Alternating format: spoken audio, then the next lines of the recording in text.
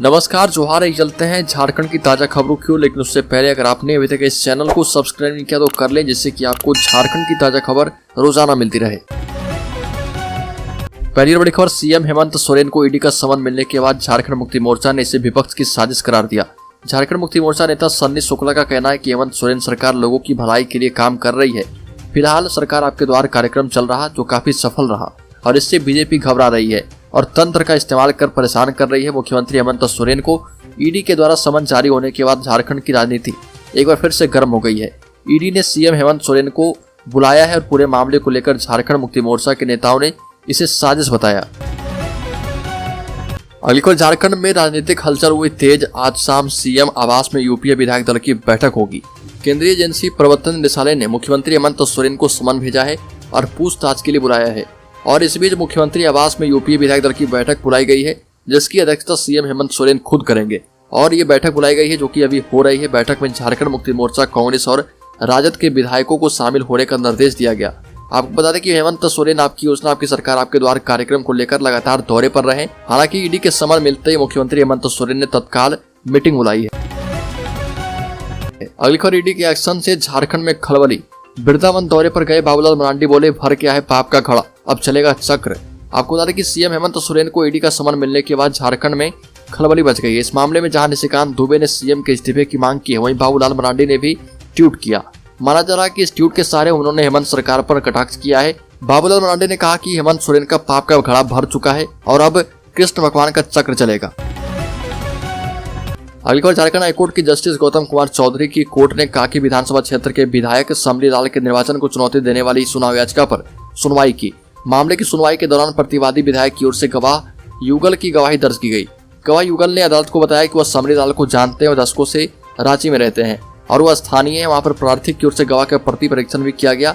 मामले की अगली सुनवाई के लिए अदालत ने 7 नवंबर की तिथि निर्धारित की है। अगली खबर, सीएम हेमंत सोरेन को ईडी ने भेजा समन। झारखंड मुक्ति मोर्चा ने कहा कि यहां पर बदले की राजनीति की जा रही है। प्रवर्तन निदेशालय ने अवैध खनन मामले में पूछताछ के लिए मुख्यमंत्री हेमंत सोरेन को समन जारी किया और हाजिर होने का आदेश दिया है। ईडी ने उन्हें 3 नवंबर को दिन के करीब 11:30 बजे रांची स्थित ईडी के कार्यालय में पूछताछ के लिए हाजिर होने को कहा है। मुख्यमंत्री को समन भेजने के साथ ही ईडी ने पुलिस महानिदेशक को इस सिलसिले में पत्र लिखा। इसमें 3 नवंबर को सुरक्षा का विशेष प्रबंध करने का अनुरोध भी किया गया। मुख्यमंत्री को पूछताछ के लिए समन जारी करने का मुख्य कारण उनके विशेष प्रतिनिधि पंकज मिश्रा के द्वारा अवैध खनन में शामिल होने और 42 करोड़ रुपए से अधिक की संपत्ति अर्जित करने के अलावा अन्य कई मामले हैं। और इसमें मनी लॉन्ड्रिंग के आरोप में फंसी आईएएस अधिकारी पूजा सिंघल को खान विभाग में पदस्थापित करने के कारणों के अलावा प्रेम प्रकाश के घर से मुख्यमंत्री आवास की सुरक्षा के लिए तैनात जवानों के नाम आवंटित 2 AK-47 और 60 गोलियों का मिलना भी शामिल है और इसी पर जांच की जाएगी। अगली खबर, झारखंड पीजीटी भर्ती के लिए आवेदन की अंतिम तिथि फिर से बढ़ी। झारखंड के स्नातकोत्तर प्रशिक्षित शिक्षकों के लिए ऑनलाइन आवेदन अब 22 नवंबर तक जमा होगा।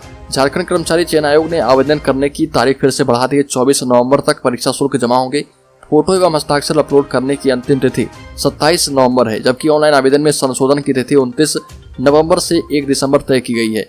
स्नातकोत्तर प्रशिक्षित शिक्षक के बैकलॉग और नियमित पदों पर नियुक्ति के लिए 25 अगस्त से 23 सितंबर तक आवेदन लिए जाने थे, लेकिन अपरिहार्य कारणों से इसकी शुरुआत नहीं हो सकी। 8 सितंबर से 7 अक्टूबर तक ऑनलाइन आवेदन लिए गए। इसके 1 नवंबर तक आवेदन करने की तारीख बढ़ाई और फिर से 22 नवंबर तक तिथि बढ़ाई गई है। अगली खबर, झारखंड के मुख्यमंत्री हेमंत सोरेन को ईडी ने अवैध खनन और मनी लॉन्ड्रिंग केस में समन किया है। इस मामले के बाद सत्ताधारी झारखंड मुक्ति मोर्चा पार्टी के नेता मनोज पांडे ने केंद्र की भाजपा सरकार पर बदले की राजनीति करने का आरोप लगाया। मनोज पांडे ने हेमंत सोरेन को ईडी के द्वारा समन भेजने पर कहा कि प्रधानमंत्री को भी कई केसों में समन करना चाहिए। मनोज पांडे ने कहा कि अन्याय होगा तो हम न्यायालय जाएंगे। मुझे नहीं पता कि ईडी एक मुख्यमंत्री को भी समन भेज सकता है। अगर ऐसा है तो मुख्यमंत्री कानूनी विशेषज्ञों से राय लेंगे और इसका जवाब देंगे। अगली खबर, टीम इंडिया के पूर्व कप्तान और झारखंड के बेटे महेंद्र सिंह धोनी अचल संपत्तियों में लगातार निवेश कर रहे। उन्होंने रांची में एक और जमीन खरीदी है। बरियातू रोड स्थित पंचवटीपुरम में 33 डिसमिल जमीन, गाड़ी मौजा नंबर, खाता नंबर 1 और प्लॉट संख्या 146 अपनी पत्नी साक्षी सिंह धोनी के नाम पर रजिस्ट्री कराई गई है। 2.5 करोड़ रुपए में खरीदी गई इस जमीन का साक्षी के नाम म्यूटेशन भी हो चुका है और इसकी रजिस्ट्री महेंद्र प्रसाद, जितेंद्र प्रसाद एवं अन्य के द्वारा की गई। यह जमीन आवासीय उपयोग के लिए है, जो कि मुख्य सड़क से करीब 150 मीटर अंदर है। इसके आसपास के प्लॉट में कई रिहायशी मकान बने हैं। ऐसे में संभावना जताई जा रही है कि धोनी यहाँ पर रहने के लिए घर बनवा रहे। गौरतलब है कि रांची शहर में उनका हरमू हाउसिंग कॉलोनी में घर है, जो जमीन झारखंड सरकार ने उन्हें दी थी। अगली खबर, झारखंड में नए डीजीपी के लिए कसरत शुरू हो गई है। डीजीपी के लिए इस सीमा राज्य सरकार 6 आईपीएस का पैनल संघ लोक सेवा आयोग को भेजेगी। इसकी प्रक्रिया तेज हो गई है और झारखंड सरकार के गृह कारा एवं आपदा प्रबंधन विभाग में सीनियर आईपीएस अफसरों के दस्तावेजों को दुरुस्त करने का काम लगभग पूरा हो चुका है। डीजीपी पद के योग्य अफसरों का बायोडेटा भी लगभग तैयार हो चुका है। अब बहुत जल्द ही एसीआर एवं बायोडेटा पर राज्य सरकार के स्तर पर पैनल की समीक्षा होगी और इसमें जिन 6 अधिकारियों के नामों पर सहमति बनेगी उसके नाम यूपीएससी को भेजे जाएंगे। यूपीएससी को 6 सीनियर आईपीएस अधिकारियों के पैनल से 3 नामों का चयन करना होगा। इसके लिए यूपीएससी में भी चयन समिति की बैठक होगी। अगली खबर, झारखंड में मुख्यमंत्री हेमंत सोरेन की सरकार को गिराने की साजिश रचने में कोलकाता में नकदी के साथ पकड़े गए कांग्रेस के 3 विधायक डॉक्टर इरफान अंसारी, नमन बिक्सर कोंगाड़ी और राजेश कच्छप के इस माह छूटने की संभावना प्रबल होती दिख रही। कलकत्ता हाईकोर्ट के निर्देश पर तीनों विधायकों को 3 महीने के लिए कोलकाता में रहने के शर्त के आधार पर जमानत दी गई थी। 3 महीने का कार्यकाल इसी महीने समाप्त हो रहा। सूत्रों ने बताया कि 3 विधायकों को झारखंड आने के लिए भी कोर्ट के आदेश की दरकार होगी और इसके लिए 8 नवंबर को वो कोर्ट में अपील कर सकते हैं। सुनवाई के बाद तीनों को झारखंड आने की अनुमति मिलने की उम्मीद जताई जा रही। इसके पूर्व विधानसभा के कार्यों के लिए तीनों को झारखंड आने की अनुमति भी कोर्ट ने दी थी, लेकिन शर्त रखी गई थी कि विधानसभा अध्यक्ष लिखित रूप से कोर्ट से अपील कर सकते हैं। अगली खबर, झारखंड के मुख्यमंत्री हेमंत सोरेन की सरकार को गिराने की साजिश रचने के आरोप में कोलकाता में 49 लाख रुपए कैश के साथ पकड़े गए छोटे मियां इरफान अंसारी और उनके 2 सहयोगी कांग्रेस विधायक कोर्ट से राहत के बाद झारखंड आ रहे। ऐसे में उनके खिलाफ प्राथमिकी दर्ज कराने वाले बोकारो के विधायक अनूप सिंह से उनकी भिड़ंत तय मानी जा रही है। अगली खबर, फिर से बड़े संकट में फंस गए हेमंत सोरेन। ईडी के पास पुख्ता सबूत से खतरे में है झारखंड की सरकार। ईडी करीब 1000 करोड़ के अवैध खनन मामले में मनी लॉन्ड्रिंग के तहत अनुसंधान कर रही ईडी ने पूछताछ के लिए मुख्यमंत्री हेमंत सोरेन को समन भेज दिया है। 3 नवंबर को हाजिर होने का आदेश है। इसके बाद मुख्यमंत्री ने साहिबगंज के पटना में होने वाले अपने कार्यक्रम को रद्द कर दिया। बुधवार को साहिबगंज से रांची लौट जाएंगे। सूचना यह भी है कि गुरुवार को ईडी के सामने उपस्थित नहीं हो सकते हैं। ईडी के विरुद्ध कोर्ट भी जा सकते हैं और बताया जा रहा है कि ईडी ने सीएम को यह समन 1000 करोड़ के अवैध खनन मामले में पूर्व में गिरफ्तार उनके बरहेट विधानसभा क्षेत्र के विधायक प्रतिनिधि पंकज मिश्रा, निलंबित आईएएस अधिकारी पूजा सिंघल, नेताओं एवं नौकरशाहों के करीबी प्रेम प्रकाश एवं अमित अग्रवाल से पूछताछ में मिले तथ्यों के आधार पर किया गया है। ईडी ने पंकज मिश्रा के ठिकानों पर पूर्व में छापेमारी के दौरान पंकज मिश्रा के घर से एक लिफाफा भी लिया था और जिसमें मुख्यमंत्री के बैंक खाते से जुड़ा चेकबुक भी मिला था, जिसमें 2 चेकबुक हस्ताक्षरित थे।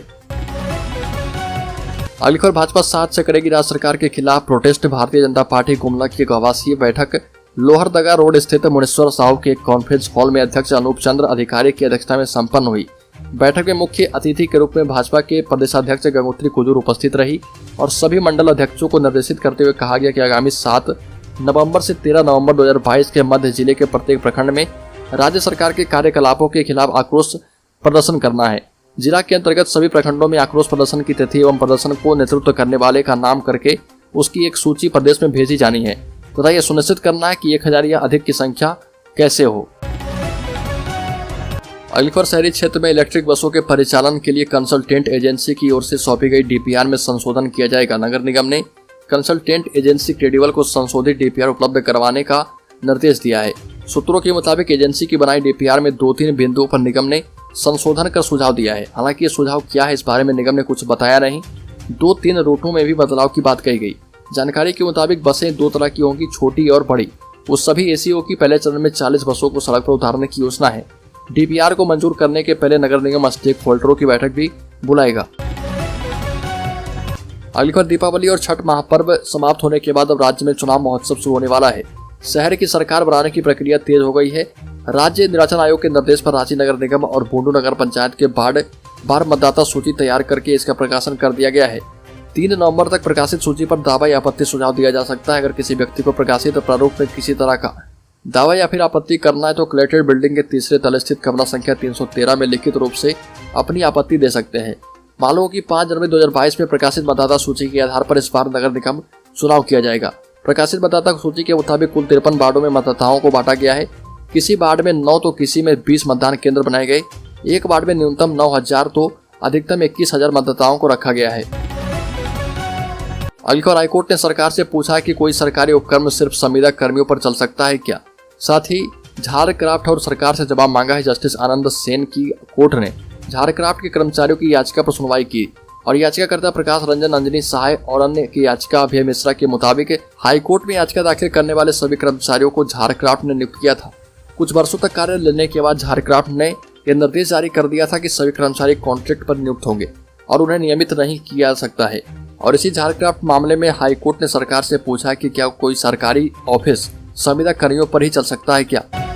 अगली खबर, सरकार आपके द्वारा अभियान का दूसरा चरण हुआ शुरू। सीएम हेमंत सोरेन 2 नवंबर को साहिबगंज आएंगे और साहिबगंज के कार्यक्रम में शिरकत करेंगे। आपको बता दें कि झारखंड की महत्वाकांक्षी आपकी योजना आपकी सरकार कार्यक्रम का दूसरा चरण 1 नवंबर से शुरू हो गया है और यह अभियान 14 नवंबर को समाप्त होगा। मुख्यमंत्री हेमंत सोरेन दूसरे चरण के अभियान के दौरान 2 नवंबर को साहिबगंज में आयोजित कार्यक्रम में शामिल होने के लिए आ रहे।